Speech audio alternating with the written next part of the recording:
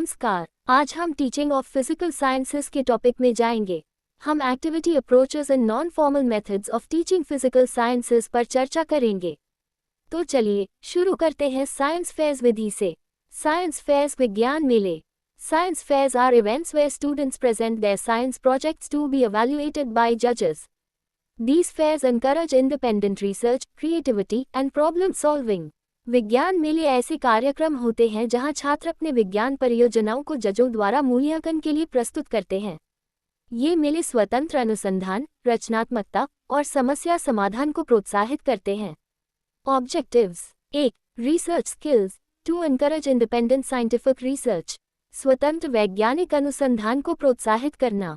2. Creativity to promote innovative thinking and problem solving. अभिनव सोच और समस्या समाधान को प्रोत्साहित करना। 3. Presentation to develop communication and presentation skills. संचार और प्रस्तुति कौशल का विकास करना। 4. Recognition to provide a platform for students to showcase their work. छात्रों के कार्य को प्रदर्शित करने के लिए एक मंच प्रदान करना। 5. Peer learning to facilitate learning from other students' projects. अन्य छात्रों की परियोजनाओं से सीखने की सुविधा प्रदान करना। Organizing steps: 1. Select topics. Guide students in choosing relevant and interesting topics for their projects. Example: a project could focus on the effects of different fertilizer on plant growth. विषय चुनें। छात्रों को अपनी परियोजनाओं के लिए प्रासंगिक और दिलचस्प विषय चुनने में मार्गदर्शन करें। उदाहरण: एक परियोजना का विषय विभिन्न उर्वरकों का पौधों की वृद्धि पर प्रभाव हो सकता है। 2. Research and experiment. Students conduct experiments and document their findings. Example: students might experiment with solar energy, building a small solar-powered device. अनुसंधान और प्रयोग: छात्र प्रयोग करते हैं और अपने निष्कर्षों का दस्तावेजीकरण करते हैं। उदाहरण: छात्र सौर ऊर्जा के साथ प्रयोग कर सकते हैं, एक छोटा सौर ऊर्जा चालित उपकरण बना सकते हैं। 3. Prepare presentations. Help students prepare their projects for presentation, including models and posters. Example: a student might create a poster showing the results of an experiment on water purification techniques. प्रस्तुतियाँ तैयार करें। छात्रों को प्रस्तुति के लिए अपनी परियोजनाओं को तैयार करने में मदद करें, जिसमें मॉडल और पोस्टर शामिल हों। उदाहरण: एक छात्र जल शोधन तकनीकों पर एक प्रयोग के परिणामों को दिखाने वाला पोस्टर बना सकता है। 4. Conduct the fair. Organize the event, where students present their projects to judges and peers.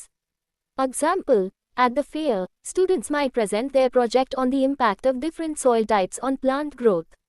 मेला आयोजित करें। कार्यक्रम का आयोजन करें, जहां छात्र अपने प्रोजेक्ट जजों और साथियों के सामने प्रस्तुत करें।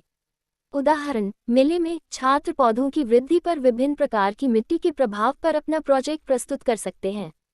Merits: Independent learning, promote self-directed learning and research skills. आत्मनिर्देशित अधिगम और अनुसंधान कौशल को बढ़ावा देता है। Creativity, encourages innovative thinking and the development of new ideas.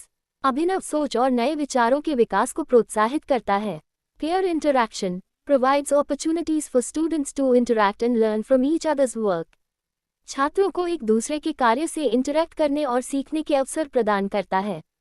Confidence building, enhances students' confidence in presenting and defending their ideas. अपने विचारों को प्रस्तुत करने और उनका बचाव करने में छात्रों के आत्मविश्वास को बढ़ाता है। Recognition, offers a platform for students to gain recognition for their hard work and creativity. छात्रों को उनकी कड़ी मेहनत और रचनात्मकता के लिए मान्यता प्राप्त करने के लिए एक मंच प्रदान करता है। Demerits, resource intensive, requires significant resources including materials and time. महत्वपूर्ण संसाधनों की आवश्यकता होती है, जिसमें सामग्री और समय शामिल है। Competitive pressure can create undue pressure on students due to the competitive nature of the event.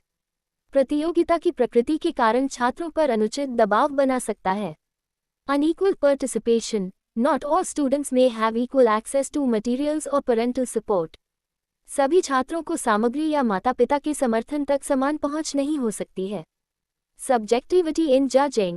Judging can be subjective, leading to potential bias in evaluations. Judging व्यक्तिपरक हो सकती है, जिससे मूल्यांकनों में संभावित पूर्वाग्रह हो सकता है।